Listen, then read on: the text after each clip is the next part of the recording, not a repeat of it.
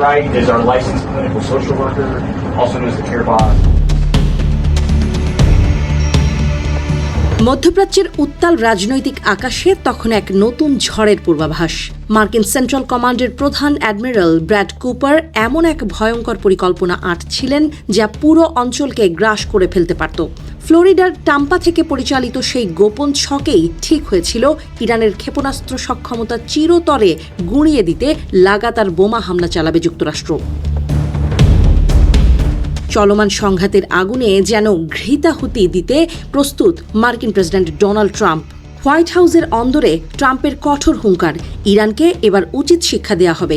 এই সিদ্ধান্তে যুদ্ধ আরও ভয়াবহ রূপ নেয়ার স্পষ্ট বার্তা দিচ্ছিল।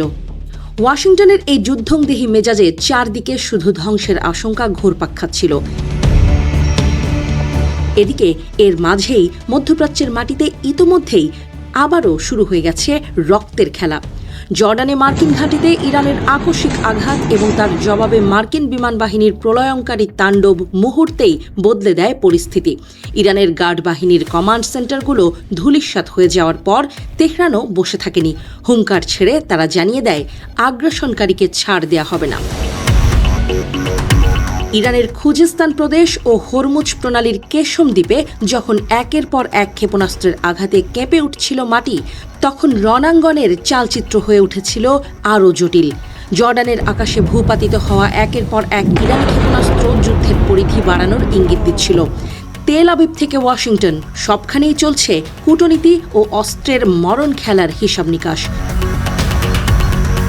তবে মার্কিন এই আগ্রাসী পরিকল্পনার নেপথ্যেই লুকিয়েছিল এক বড় দুর্বলতা। প্যাট্রিয়ট ইন্টারসেপ্টর ক্ষেপণাস্ত্রের ফুরিয়ে আসা ভান্ডার হোয়াইট হাউসের কর্তাদের কপালে চিন্তার ভাঁজ ফেলেছিল।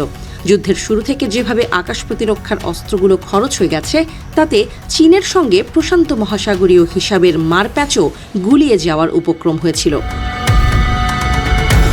এই সংকট কাটাতে অ্যাডমিরাল কুপারের প্রস্তাবিত গো বিগ কৌশলটিকে একমাত্র পথ হিসেবে দেখছিলেন মার্কিন নীতি নির্ধারকেরা। একসাথে বিশাল আকারের বিমান হামলার মাধ্যমে ইরানের প্রতিরোধ শক্তি চিরতরে ভেঙে ফেলার এই নকশা মধ্যপ্রাচ্যকে এক স্থায়ী রণাঙ্গনে পরিণত করার ঝুঁকি তৈরি করেছিল। পরিস্থিতি সামাল দিতে হোয়াইট হাউসে মার্কিন ও ইসরায়েল শীর্ষ নেতৃত্বের বৈঠকগুলোও হয়ে উঠছিল চরম উত্তপ্ত।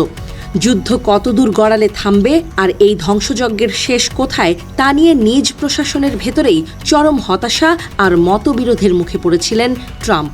তবুও সংঘাতের দাবানল তখন আর শুধু যুক্তরাষ্ট্র আর ইরানে সীমাবদ্ধ ছিল না।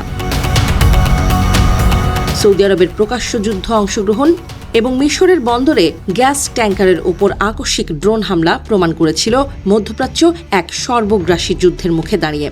বিশ্বমঞ্চ যখন এক অজানা আতঙ্কের প্রহর গুনছে, তখন অ্যাডমিরাল কুপারের এই ভয়ঙ্কর পরিকল্পনা গোটা পৃথিবীকে এক অনিশ্চিত ও ধ্বংসাত্মক ভবিষ্যতের দিকে ঠেলে দিচ্ছিল।